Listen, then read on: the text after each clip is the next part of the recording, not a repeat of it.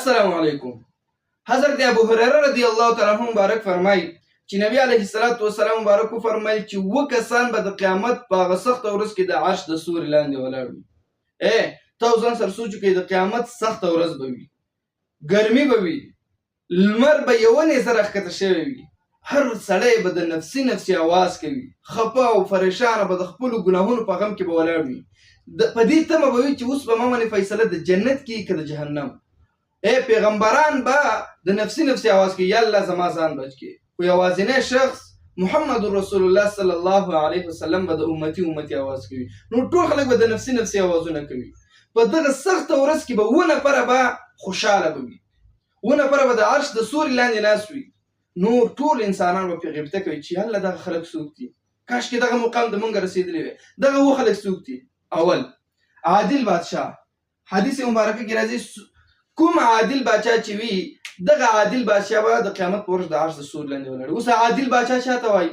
بادشاه علما کرام فرمایي تنها هغه څوک نه دی چې یا ورته موږ او تاسو امیر المؤمنین وایو، یا هغه څوک چې په ماڼۍ کې ناست وي یا په ارګ کې ناست وي، هغه بادشاه نه دی. بادشاه هر هغه څوک دی. بادشاه واکدار ته وایي. که هغه پلار وي، که هغه په مدرسه کې استاد وي، پلار ته به وایي چې ګوره پلاره ته به د رونو د دې زامنو او د دې لورګانو په منځ کې به ته فرق نه کوې، ته به عدل کوې، ته به انصاف کوې. همدارنګې استاد ته وایي چې استاد محترم ټولو شاګردانو ته به د خپلو بچو او د خپلو رونو په نظر به ورته ګورې، د دښمن په نظر به ورته نه ګورې.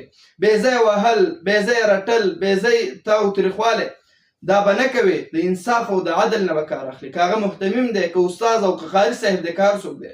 دغه ډېر وهل، ډېر شاګرد رټل دا د شاګرد په زیان دي.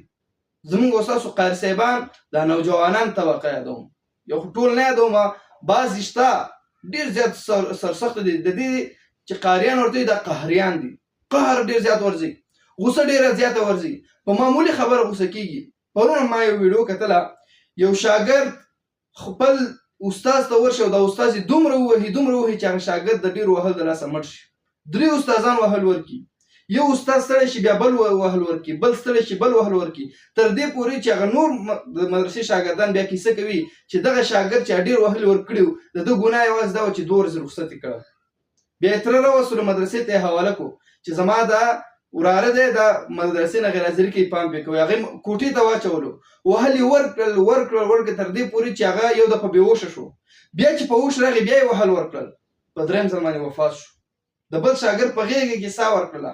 دومره بې ځایه ناانصافي کول نه دي پکار. که استادان دي، که د مدرسې مشر دی، که د کور مشر دی، که د محلې مشر دی، هر هغه څوک چې عادل نه وي او ظالم وي دا به جهنم کندې ته غورځېږي. او عادل بادشاه هر څوک عادل واکدار ووایه، عادل واکدار به دا د عرش د سوري لاندې ولاړ خوشحاله وي. دویم ځوان عبادت کوونکی. یو شعر دی په فارسی کې وایي چې در جوانی توبه کردن شیوه پیغمبری، وقت پیری گرگ ظالم می شود پرهیزگار. اصل عبادت خو په ځوانۍ کې خوند کوي، په بوډاتوب کې خو هر څوک عبادت شروع کی. دا توبه ویستل در جوانی توبه کردن، په ځوانۍ کې توبه کول شیوه پیغمبری، دا د پیغمبرانو کار دی. وقت پیری د پیری په وخت کې، په سپینګیرتوب په وخت کې گرگ ظالم می شود پرهیزگار. دا ګرګ چې دی که نه دا زمری، دا چې د سپینګیرتوب وخت ورسېږي نو دنه یې پرهیزګار او تقوادار جوړ شي. بیا یو طرف ته د ونې لاندې پروت یو الله الله کوي، نو هغه سرسخت او سختدل او ظالم زمري نه بیا بزرګ جوړ شي د بوډاتوب په وخت کې. نو یو سړی که په ځوانۍ کې توبه وباسي دا توبه ده. که یو سړی په بوډاتوب کې توبه وباسي یا الله زما زه به نور غلا نه کوم، دې غلا کولی نوره نه شي. که یو سړی په بوډاتوب کې توبه وباسي یا الله نوره به زه زنا نه کوم، ته نور زنا کولی نه شي. اصل توبه د ځوانۍ توبه ده. اصل عبادت د ځوانۍ عبادت دی. عبادت هغه خوند کوي چې په ځوانۍ کې وشي. نو دغه ځوان چې په ځوانۍ کې عبادت کوي دا به د عرش د سوري لاندې ولاړ وي. دریم څوک دی؟ هر هغه کس، هر هغه انسان چې زړه یې د جومات سره لګېدلی وي. مونځو کې بیا چې څنګه کور ته راځي بیا یې زړه کېږي چې کله به د مونځ دا وخت راځي چې جومات ته بیا لاړ شم. د جومات سره یې زړه لګېدلی وي. دغه جومات سره چې چا زړه لګېدلی دغه کس به د عرش د سوري لاندې ولاړ وي. د چا چې زړه علاقه د جومات سره لګېدلې د جومات نه یې زړه نه کېږي چې راووځي لږ تاو راتاو شي کوڅه کې تاو شي محلې ته لاړ شي کور ته لاړ شي بیا یې زړه جومات ته ختلی جومات ته ځي جومات سره مینه دغه کس نبي علیه الصلاة والسلام فرمایي د عرش د سوري لاندې به ولاړ وي. څلورم څوک دی؟ څلورم هغه انسان دی نبی علیه الصلاة والسلام مبارک فرمایي چې دوه مسلمانان خپل منځ کې د الله د رضا لپاره مینه کوي د الله د رضا لپاره محبت کوي دغه دوه انسانان به د عرش د سوري لاندې ولاړ وي. دوه انسانان چې یو بل سره مینه محبت کوي دا دوه انسانان به د عرش د سوري لاندې ولاړ وي. عزتمندو خپل منځ کې د الله د رضا لپاره مینه محبت ساتئ. که کینه ساتئ بغض ساتئ دم د الله د رضا لپاره ساتئ. که محبت ساتئ دم د الله د رضا لپاره ساتئ. کینه او بغض به څنګه د الله د رضا لپاره ساتئ؟ ستا یو ملګری دی هغه مونځ نه کوي ته ورته یې مونځ کوه هغه یې مونځ نه کوه ورته یې ملګرتیا ختمه. ته چې مونځ کوې زما ملګری مونځ چې نه کوې زما ملګری نه یې. بل ملګری دی چرس او سګرټ څکوي ورته یې دا پرېږده که یې پرېښودل خو ملګرتیا ورسره وکړه خو که یې پرې نه ښودل ته ورسره ملګرتیا ختمه کړه کینه ورسره شروع کړه بغض ورسره شروع کړه دغه کینه په دغه بغض کې به تا ته الله اجر درکوي ځکه ته ورسره په دې خاطر بغض کوي چې دی د الله تعالی نافرماني کوي. څوک چې د الله نافرماني کوي هغه زموږ ستاسو دوست نشي کېدی. څوک چې الله ته وفادار نه وي هغه تا ته وفادار کېدلی نشي هغه تا ته هم دوکه درکوي. نو ملګري به داسې ټاکي او داسې کسان سره ملګرتیا کوي چې هغه الله تعالی ته وفادار وي او خپل منځ کې به محبت ساتي. تاسو به کتل دوه ملګري به یې که نه لکه د روڼو به داسې خواږي. نو دغه د الله د رضا لپاره او بغیر د تمې او د څه لالچ نه یو بل سره مینه کوي دا به د عرش د سوري لاندې ولاړ وي. پنځم نمبر به څوک وي؟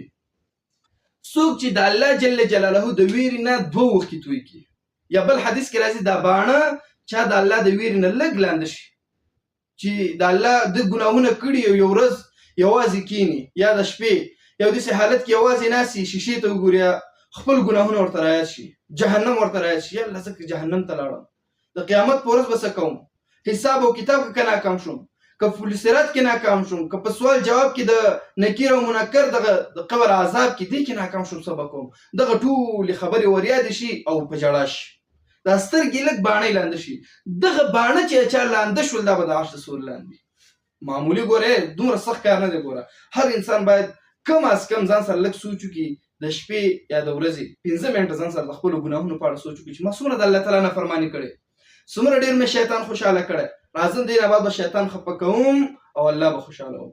همدغه د الله د رضا لپاره چې دوه اوښکې توی کړې دغه دوه اوښکې به تا د عرش د سوري لاندې رسوي او د جهنم نه به بچ کوي. شپږم نمبر څوک چې په پټه صدقه ورکوي په پټه صدقه دې صدقه چې دغه پخې لاس یې ورکوي چوپ لاس د باندې خبر نه شي سیلفیانې ورسره ونه باسي ویډیوګانې ورسره ونه کړي چا باندې پاسلن ونه کړي چې او ما تا سره نیکي کړې او ته واپس ما سره نیکي کوي یا دې شي یو ورځ مې ته سلګون درکړی یا دې شي دا کیسې ونه کوي په چا باندې به احسان نه کوي پټه صدقه به ورکوي لکه د صحابه کرامو غوندې. مخکیني خلک به چې صدقه به یې ورکوله مخ به یې پټ کړی یو وربوز به یې مخ نه تاو کړی یو ماسک غوندې څیز به یې جوړ کړی پټکی به یې مخ نه تاو کړی خو ځان نه چاته نه ښودل د شپې په پټه کې به یې صدقه ورکړله یا به یې د چا کور ته ور واچول یو مجبوره کس به پیدا کولو. اوس چې صدقه څوک ورکوي عکس ورسره باسي سیلفي ورسره باسي. زموږ مدرسې ته یو ورځ چا جورابې راوړې وې 50 دانې جورابې راوړې وې دا به غریبانو ته ورکړو مرسته به ورسره وکړو ژمی موسم نو په دې کې ما نه اخیستله خو زم هغه قاري صاحب پاسونه چې پاسېږه نو چې کتل مې عکسونه شروع شول جورابه په 100 روپۍ عکسونه ورسره شروع شول نو چې څنګه عکسونه شروع شول ما واپس ورکړم چې زه نه غواړم نو یو جورابه به ورکړي او 50 عکسونه به ورسره باسي. دا که کار څوک کوي که نه دا ناروا دی. دې صدقه چا ورکړله په پټه هېڅوک پرې خبر نه شول حتی هغه کس ته هم پته ونه لګېدله چاته چې تا صدقه ورکړې چې دا صدقه چا راکړه تا ځان دومره پټ کړی بس هغه هم در باندې خبر نه شي سبا تا ته کم را نه شي دغه کس به د عرش د سوري لاندې ولاړ. اووم نمبر د الله جل جلاله د ویرې نه زنا پرېښودل. نبي علیه الصلاة والسلام فرمایي چې یو حسینه او ښایسته جینۍ او مالداره جینۍ تا ته دعوت د زنا درکړي راشه ما سره زنا وکړه او ته د الله نه وډار شي او تا ته ټوله موقع برابرې چې ته زنا کولی شي هر څه اسباب برابرې نور څوک نه وي او ته زنا کولی شي او خاص د الله د رضا لپاره دا کارونه کوي دغه کس به د عرش د سوري لاندې ولاړ وي. دا حدیث مبارکه حضرت ابو هريره رضی الله تعالی عنه مبارک په بخاری شریف مسلم شریف په دوانو کې روایت کړی دی. الله جل جلاله دې په دې خبره اول ما ته بیا تاسو ټول ته د عمل کولو توفیق راکړي.